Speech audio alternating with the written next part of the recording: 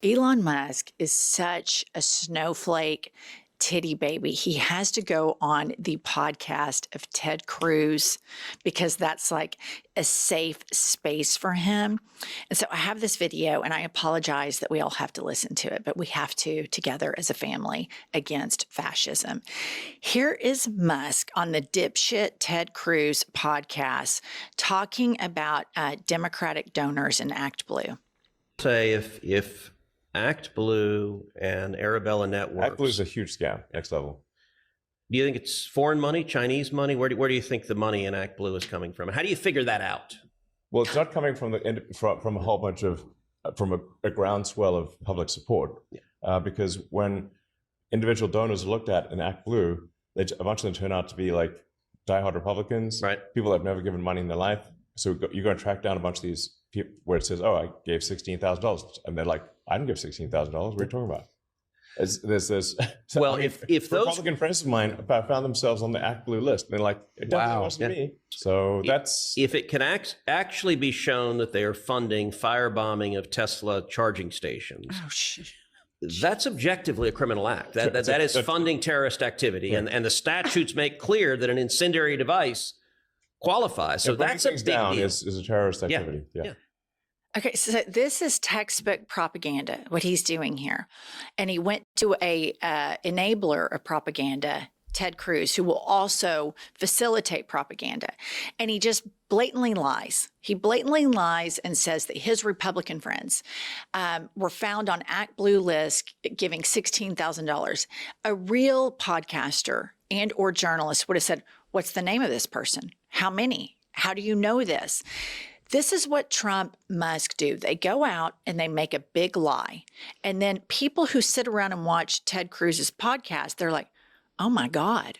Yeah, because they're in this right-wing bubble. So they think, well, there's no way that people are giving money to Democrats, when it's quite the contrary. Democrats have a ton of small money donors, which all started with Barack Obama in 2008.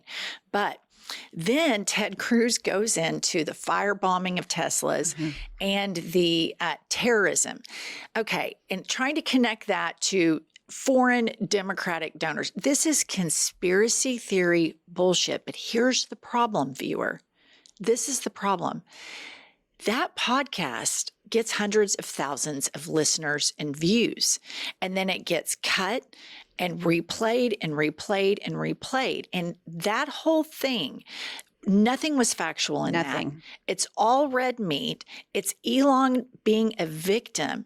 And the truth of the matter is, the reason that you can't pay your rent, the reason that your life isn't the way you want it to be, is because men like Elon Musk have rigged the system. And he's actively rigged it even further for himself to not face accountability.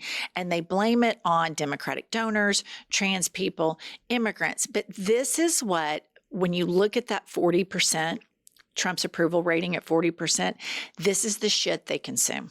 This infuriates me so much because you have the two most unlikable humans on planet Earth together. Elon Musk bought and paid for Donald Trump with $200 million, over $200 million, and then an additional $100 million. He is the problem. These big donors are the problem. The grassroots campaign of the Democrat is unparalleled. He has no proof. People do not want to hear Elon Musk sit around and bellyache about Tesla anymore. When is he going to get the message? This enrages me. Well, and this was set up, this was teed up because yesterday Trump signed an executive order ordering the DOJ to investigate Act Blue, which is fascist, autocratic, authoritarian cheating. It's cheating because these guys can't ever win on their own merit or their own grit. It's they lie and bullshit, rig algorithms, take big donor money, shut down investigations. And then what has Trump done? What did he do yesterday? The big lover of cops, the big lover of the military, back the blue, we support our police. What does that guy do? Put up this headline. Trump pardons disgraced politician who used money raised for slain police officers to pay for plastic surgery. He pardons a woman that stole money from families of cops That is about as diabolical and morally defunct as you can be. And she did it to then go pay for plastic surgery. I don't know that I've ever heard of a more on-brand situation for MAGA than that right there. And then Trump pardons her. And what are the 40% mad at? They're mad at somebody keying a Tesla and calling it terrorism. And they feel so bad for Elon Musk, and they feel so bad for Trump. It's insanity, the stupidity and the lack of morals in so many American citizens. I almost think corruption is a prerequisite requirement. Of course it is. For the Trump administration. Let's not forget Steve Bannon, his build the wall. He embezzled all that money. All of it. Embezzling is a way of life for these people. It's gross. Okay, this headline was just shocking to me, and I'll tell you why. Put it up.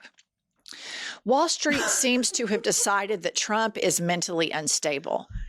You just now figured it out? You just now had that realization when he was out there droning on about Hannibal Lecter, when he refused to participate in the peaceful transfer of power, when Joe Biden beat him and he packed his toys up and ran away from D.C. and then went down to Mar-a-Lago and had temper tantrum after temper tantrum. You just now figured out he's unstable when he riled up a crowd of rubes at the Capitol to go in and hang his vice president. You didn't think he was unstable then. You just now figured it out. Fuck you. That's exactly my thought. I just could not believe that this was actually a headline. Like, why were you not aware of this a long time ago? But it goes back to what my opinion is these Wall Street guys thought because he is such a useful idiot that they could manipulate him for gains for their corporations and personally. And what they realized is he's not even fucking stable. Period. I think it's that. And I think if we take it a little bit even deeper than that, there's something that privileged white people, they cede and they cave to when they see somebody getting away with something that triggers them, that they like. Right. They don't think, oh my gosh, we need accountability. They think, hell yeah, he got away with that. Fucking A, let's go. Then I can get away with stuff too. I won't have to play by the rules. I can get all of the stuff deregulated against my company. And Trump provides the framework for people to morally collapse. Mm-hmm. And I think that is going to be the autopsy on a lot of these Wall Street people, which brings me to Jamie Dimon. Put this up. At a conference on Tuesday, Jamie Dimon, the CEO of JP Morgan Chase, said that a recession was now all but guaranteed and called Donald Trump's reciprocal tariffs plan stupid. And here's what I want to say to Jamie Dimon and the Wall Street executives that just figured out that Trump is mentally unstable. Right. Get your asses to Washington and call a press conference on the steps of the Capitol and put pressure on Republicans. You all know the destabilizing of our brand, the economic effects of that, if we project that out 1 year, 2 years, 3 years, 10 years, is going to be debilitating. Economists are saying that the United States economy right now looks like an emerging market, not a 250-year-old established market. You guys know this better than anybody, so get in there. And when the historical autopsy is done on this, say that us in the private sector of American commerce, who have made millions and even billions of dollars off of this country, stepped up to try to stop fascism. Jamie Dimon, get all of these guys, as many as you can, to put pressure on the Republicans, because we have to end this presidency. This cannot continue to go on. This is not sustainable. We have Pete Hegseth boozing it up, sharing war plans, his wife's his full-time babysitter. Elon Musk is dismantling the federal government. Trump is, I think he's got dementia. I mean, come on, guys. All right. But I want to always give credit to the Democrats that fight the good fight. And you always see Bernie and AOC. They get tens of thousands of people in their crowd. And the next two have been guests on the pod. And I love Senator Chris Murphy and Maxwell Frost. And they went to a Republican district to speak to a Republican congressman who said he wouldn't hold town halls, to speak to his constituents, and they made this video, and I just love this. All right, Congressman Hudson, me and Maxwell and your chair and your minority leader, we came here because apparently you are not willing to talk to your constituents, but there's a few of your constituents that are here with us today, and they have a question for you. I love that. It's a packed house, and there are people that have a spine, and there are people that have courage, and there are people that arrive at conversations that will not cede any rights for anybody, that will fight vociferously and unambiguously for every person in this country, even the MAGA dipshits that vote against their own self-interest. We fight for them. And so I just want to give props. I wish that Senator Chris Murphy would replace Chuck Schumer immediately. And I wish that the Democratic Party would get serious about this type of messaging all the time, being everywhere, all at once, and flooding the zone, because I think this is so important. What are your thoughts on that, Pumps? Well, I think that you look at all of these Republican districts and constituents going to these town halls held by Democrats, or being extremely combative and asking tough questions of their leaders. And you have everybody in Fox News saying, oh, well, it's Democratic plants, blah, blah, blah. In 2026, these people have an opportunity to vote and put their money where their mouth is. And I wonder, and my hope is, as we get closer to that election, these Republicans will start standing up to Trump because they realize their constituents are tired of this, because they know, these Republican leaders know, they are bending the knee to Donald Trump, but they're doing it for political power. So when their political power becomes in question because of their constituents, will they stand up to him? That's why I think it has to be a multi-pronged approach. I think you have to have the private sector, these people that run Wall Street that just now had an epiphany that Trump's mentally unstable, being very united, just like the Pac-10 universities just formed an alliance. And I think you need constituents forming alliances, podcasters, which we, unite with Don Lemon, Midas Touch. We want to help other leftist or democracy supporting podcasts. I think we all have to form alliances, and it can't just be the people. I think we have to get the private sector, because in America, one thing talks above and beyond people, and it's money. Money prevails. And that's what got us into this mess, valuing money more than human beings. That's what birthed Trump. And that's why I think we all collectively have to put a lot of pressure on the private sector. These Wall Street CEOs, these hedge fund managers, CEOs of Target, Walmart, Home Depot. And I know Home Depot, this guy's a big MAGA Republican, but you know what? His shelves are about to be empty, because you know what China's doing was reported this morning? They're sending empty containers.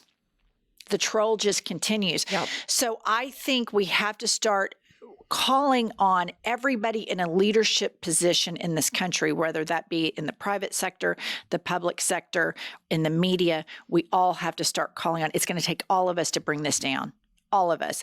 And then I want to leave you with this, and I'm going to call on all professional athletes as well, because Americans love their sports. And I love Jaylen Herz. He used to play football for the University of Oklahoma, which Pumps is a diehard OU football fan. And he just won the Super Bowl. And here he was last night at the Time 100 event, asked about a White House visit. Are you planning on visiting the White House next week? Got it. Thank you so much. Yeah. Thank you. I love that. Jaylen, don't do it. Don't do it. Do not go. Do not go. The way MAGA treats Black people, particularly Black athletes, is abhorrent.